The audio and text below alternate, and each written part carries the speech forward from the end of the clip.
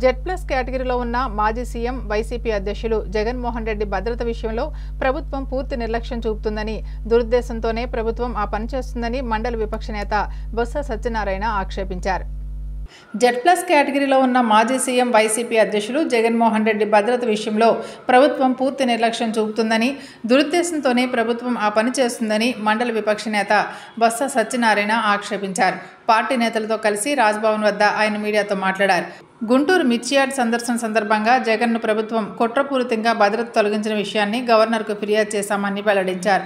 ఇది పునరావృతం కాకుండా విచారణకు ఆదేశించాలని విజ్ఞప్తి చేశామన్నారు. ఉన్న సందర్భంలో ఆయన రక్షణ కల్పించి ఇలాంటి మళ్ళీ పునరావృతం కాకుండా చట్టాన్ని చేతిలో తీసుకోకుండా చట్టం దాని పని చేసుకునేటట్లు ఎవరికి ఇవ్వాల్సిన భద్రతను వాళ్ళకి ఇస్తూ కార్యక్రమం చేయాలని గవర్నర్ గారిని మేము ఇప్పుడు మీ అందరం కూడా డెలిగేషన్ వెళ్ళి ఆయన రిక్వెస్ట్ చేయడం జరిగింది.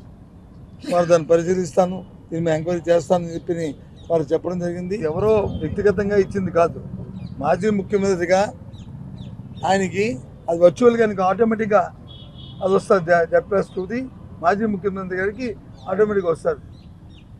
దాన్ని కూడా నిన్న రోజు విత్డ్రా చేయమంటే అసలు అర్థం అవ్వట్లేదు మాకు. ఇప్పుడు కూడా చూడలేదు ఈ వ్యవస్థలో. ఇంతకుముందు కూడా మేము మాజీ ముఖ్యమంత్రిగా, ఇప్పుడున్న ముఖ్యమంత్రి గారు మాజీ ముఖ్యమంత్రి కదా, ఆయనకున్న 5 సంవత్సరాలు ఎక్కడనే ఇలాంటి సందర్భం ఎక్కడైనా వచ్చిందా? ఎప్పుడైనా చేశామా? ఎప్పుడైనా జరిగిందా?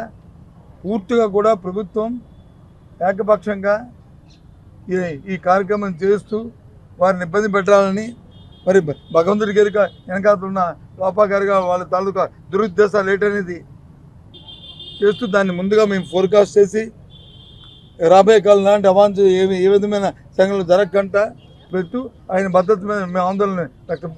ఎన్నికల కోడ్ బందోబస్తుకి బయట ఆయనకున్న భద్రత ఎన్నికల కోడ్తో సంబంధం లే.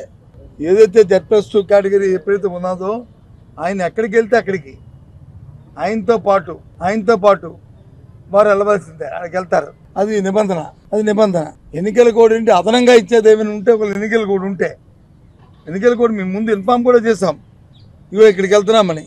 ఒకవేళ అటువంటి పరిస్థితి ఉన్నప్పుడు ముందుగా మాకు ఇన్ఫామ్ చేయాలి కదా. ఎన్నికల కోడ్ ఉందండి, మీరు అక్కడికి వెళ్ళొద్దండి, మీరు వెళ్ళడానికి వీల్లేదండి, రైతులకు వెళ్ళడానికి వీల్లేదండి, రైతులతో ఆవేదన అర్థం చేసుకోక్కర్లేదండి, ఈ కార్యక్రమం చెప్పచ్చు కదా. మరి ఇదే ఎన్నికల కోడ్ ఒక 4 రోజులు 5 రోజుల కింద ఒక మ్యూజికల్ నైట్ జరిగింది, ఒక సంగీత విభారత జరిగింది. మరి దానికి లేదా? ఆ రకంగా ఏ రకంగా నేను దాంతో కంపేర్ చేయట్లే. ఇది వచ్చి ప్రజల కోసం, సామాన్యుల కోసం, రైతుల కోసం, రైతులతో ఆవేదన కోసం, వారు పడుతున్న ఇబ్బందుల్ని అర్థం చేసుకుని ఇవాళ మరి మాజీ ముఖ్యమంత్రి మా లీడరు, మా నాయకుడు జగన్మోహన్ రెడ్డి గారు అక్కడికి వెళ్తే ఈ రకమైన చేయడం అనేది ఇది ఎంతవరకు సంబంధమో ఈ రాష్ట్ర ప్రధానికాన్ని మరి అర్థం చూడాలని చెప్తే అని కోరుతున్నాం. గవర్నర్ గారు స్పందన అయితే మాకైతే సంతృప్తి కనిపించింది. వెంటనే దీన్ని ఎంక్వైరీ చేస్తారని చెప్పారు. ఎవరు లేకపోతే అడిగారు. మరి ఇది పూర్తిగా కూడా మరి స్టేట్ గవర్నమెంట్ తాలూకా పోలీసు వైఫల్యం అని చెప్పాము. ప్రభుత్వంలో వచ్చి ఏ పార్టీ అధికారంలోకి వస్తే పార్టీ అధికారం పొంది మాకు ఇన్ఫర్మేషన్ ప్రకారం ఎస్పీకో లేకపోతే ఐజీ ఎస్పీకి వచ్చి గవర్నమెంట్ వచ్చి మీరు సెక్యూరిటీ ఇవ్వద్దని అది చెప్పారనేది ఉంది. ఇప్పుడు ఎవరు రెస్పాన్సిబిలిటీ? ఐజీని ఎస్పీ రెస్పాన్సిబిలిటీ కాదు, అక్కడ ఉన్న ఐజీ ఎస్పీ రెస్పాన్సిబిలిటీ కాదు, నీ బాధ్యత కాదు, మీరు యూనిఫామ్ వేసుకున్న పోలీసులు కాదు. ఆలోచన చేయండి, ఏ రకంగా నీ తాలూకు బాధ్యతని విస్మరిస్తారు, ఏ రకంగా మీ తాలూకు కర్తవ్యాన్ని చేయడం మాంటారు. ఈ ధర్మం ఇదేనా? రాజ్యాంగంలో బాబాసాహెబ్ అంబేద్కర్